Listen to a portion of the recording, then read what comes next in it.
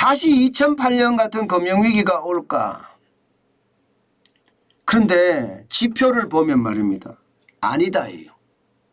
그거보다가 더한 위기가 올 수도 있다 하는 지표가 나타나고 있습니다. 제가 여러분들에게 늘 설명을 할 때 지표의 한 점점을 보는 것이 아니라 지표의 추세를 본다고 말씀을 드렸죠. 근데 그 추세선이 나쁘지가 않아요. 예. 죄송합니다. 그 추세선이 굉장히 나빠요. 그 어느 때보다 추세선이 나쁩니다.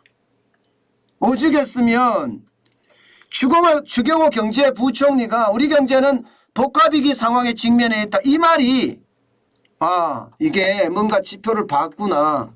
그리고 보고를 많이 받았구나.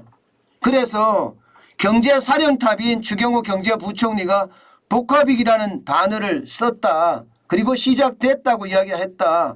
이것은 뭔가를 봤기 때문이다. 제가 말씀을 드렸는데 실제로 2007년 그러니까 금융위기 전하고요. 예, 지금 현재 2020년을 비교를 해보면 말입니다.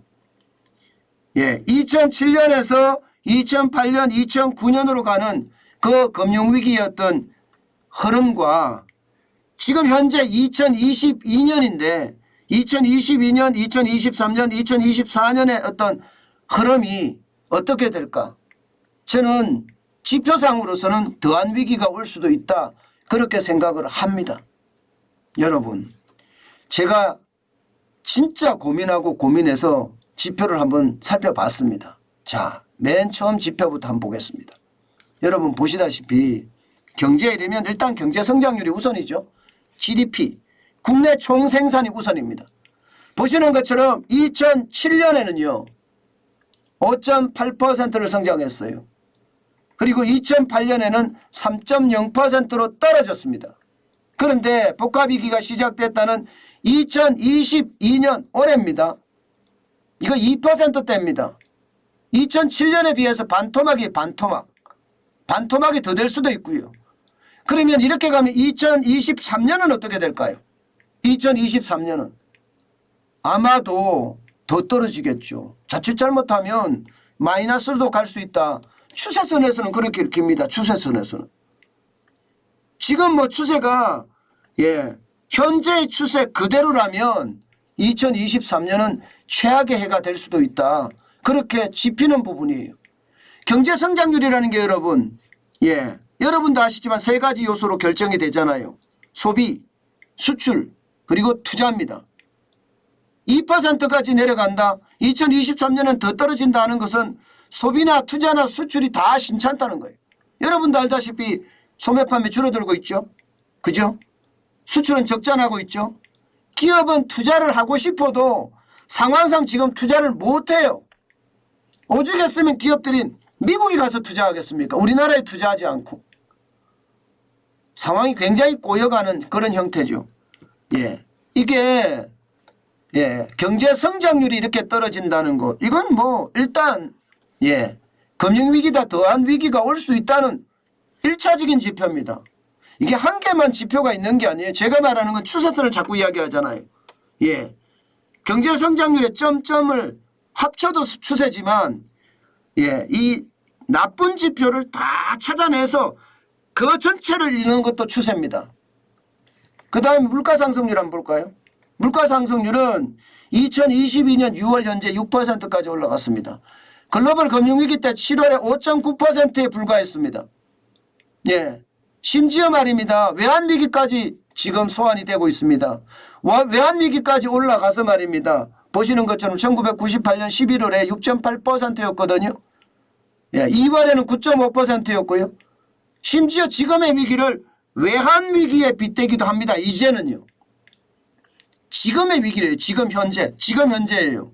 그런데 앞으로 지금 더 나빠진다고 가정을 했을 때 금융위기는 이미 넘어간다는 이야기가 되는 거죠. 외환위기에 버금간다는 이야기가 되는 거죠. 외환위기를 넘어갈 수도 있다는 이야기가 나올 정도로 지금 심각하다고 하잖아요. 그래서 복합위기 하잖아요. 외환에 대한 위기, 금융에 대한 위기, 보건에 대한 보건, 코로나 말입니다. 코로나19 말입니다. 보건에 대한 위기가 지금 한꺼번에 몰려왔다. 이렇게 말입니다. 그만큼 지금 물가 측면에서 봐도 지금 굉장히 나쁘죠. 또 하나 볼까요? 수출액 증가율 측면에서도 마찬가지입니다. 여러분. 수출액 증가액 측면에서도 2007년에는요. 14.1%였습니다. 예. 그리고 2008년에는 13.6%였어요. 그런데 2022년 현재입니다. 9.2%입니다. 9.2%. 증가율이 한 자리로 떨어졌어요. 한 자리로. 이렇게 되면 여러분, 예. 지금 하반기 어떻게 될까요? 하반기 수출도 예, 떨어질 거라는 게 일반적인 예측이에요. 세계 경제가 좋지 않으니까 우리 수출도 나빠질 거라는 게 일반적인 예측입니다. 그러면 여러분 지금 경제 성장률에서 아까 소비가 위축될 거다. 그래서 물가 상승률이 올라가니까 소비 위축된다고 말씀드렸죠. 수출도 지금 상황이 좋지 않다. 오히려 2022년보다가 2023년이 더 나쁠 수 있다. 그러면 2007년 2008년이니까 지금 금융위기보다 더하다. 이런 얘기가 가능하게 되는 거죠. 게다가 적자가 장난 아닙니다. 적자가 지금 상반기에만 102억 7,400만 달러의 적자가 터졌습니다. 그러니 금융위기 때보다 훨씬 더하다는 이야기가 나올 수밖에 없습니다. 나올 수밖에. 저는 결국 말입니다. 여러분. 이렇게 되면 여러분 기업들 투자 못합니다. 기업들이 어떻게 투자합니까? 수출 기업들이 사실 투자를 많이 해야 되거든요. 우리 내수 기업들은 규모가 그렇게 크지가 않아요. 예, 수출 기업들이 규모가 큰데 수출 기업들이 적자가 나면 투자하는 게 망설여질 수밖에 없습니다. 뭐 삼성 정도나 투자할까? 나머지가 투자할 수 있을까? 그런 두려움까지 있는 거거든요.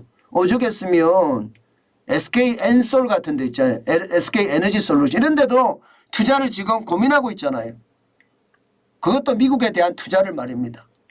그러니 지금 상태로서는 금융위기보다 더한 위기가 올 수도 있다고 이야기하는 거죠. 여기서 끝나는 게 아닙니다. 여러분. 진짜 많은 지표가 금융위기보다 더한 위기가 올 수 있다. 이런 이야기를 지금 하고 있습니다. 또 한 번 보겠습니다. 국가 채무.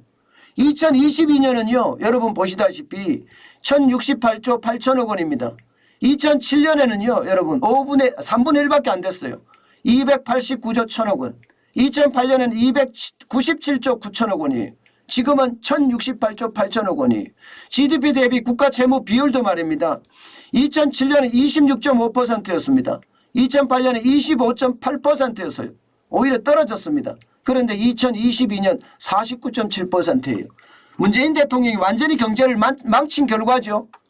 돈만 그냥 그야말로 무조건 마구 풀이고 하니까 현금 살포라고 제가 이야기했잖아요. 완전히 나라가 망가졌다고도 이야기했습니다.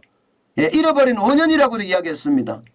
예, 이 상태로 보면 금융위기보다 더한 위기가 올 수밖에 없는 이게 여러분 부채가 더블로 늘었어요. 더블로. 부채가 더블로 늘면 여러분 부채 비율이 더블로 늘었습니다. 그렇게 늘면 어떻게 되나요?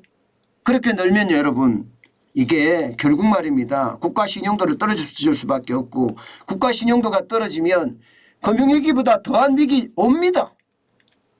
가능성이 굉장히 높습니다. 어디 그뿐입니까 여러분? 예, 가계도 지금 장난 아닙니다. 가계도 말입니다. 2007년만 하더라도 665조 4천억 원이었어요. 2008년엔 723조 5천억 원이었고요. 지금요 1859조 4천억 원입니다. 1859조 4천억 원. 예, 적어도 3배가 늘어났잖아요. 3배가 늘어났으니 쓸 돈이 없습니다. 쓸 돈이. 가처분 소득 대비해서 가계부채 비율이 예, 여러분 168.9%까지 올라갔어요. 2017년만 하더라도 122%였습니다. 2008년에 125.4%예요. 지금 168.9%예요. 결국 말입니다. 여러분. 예, 부채공화국 2008년하고 비교해 보면 심각하다는 이야기고 이게 기업으로 넘어가도 똑같습니다. 결국 말입니다. 경제 성장률의 3요소도 망가지고 있고요. 경제 주체들은 빚더미에 쌓여 있다는 이야기잖아요. 그러면 경제 주체인 가계, 기업, 정부가 빚더미에 쌓여 있으면 성장을 할 수 있을까요? 성장하기가 거의 불가능하다고 저는 생각을 합니다. 지금 위기라고 이야기하는 것 이게 허투루 들어서는 저는 절대 안 된다고 생각을 해요. 2008년이 다시 왔다? 아니에요. 2008년보다 더한 심지어 말입니다. 외환 위기가 다시 올 수도 있다. 외환 위기 급이 위기 수준이 말입니다. 그렇게 갈 수도 있겠구나. 그런 생각을 저는 지울 수가 없었어요. 그만큼 말입니다. 경제 성장률도 망가지고 경제 주체들의 어떤 경제 활력도 떨어지고 결국 우리 사회에는요, 우리 경제에는요, 엎친 데 덮친 격으로 앞으로도 악화 일로가 더 될 것으로 그렇게 생각이 됩니다. 지표로 보는 것은 여러분 거의 분석이 정확하고요. 앞으로 전망도 정확해집니다. 결국 상황이 앞으로보다 굉장히 나빠질 거라는 것 여러분들도 예상되시죠? 그만큼 말입니다. 여러분 우리 경제는 백척간두의 위기에 있다. 누란 지위 상태다. 이렇게 말할 수 있습니다. 늘 위기라고 제가 말씀을 드리는데 하루하루 위기의 강도가 더 세지는 거예요. 그 강도가 세지는 것을 여러분들에게 놓치지 않고 낱낱이 지금 설명을 하고 있는 겁니다. 그만큼 말입니다. 위기란 놈은요. 우리도 모르게 찾아옵니다. 여러분 아시다시피 땅속으로 물이 스며들면요.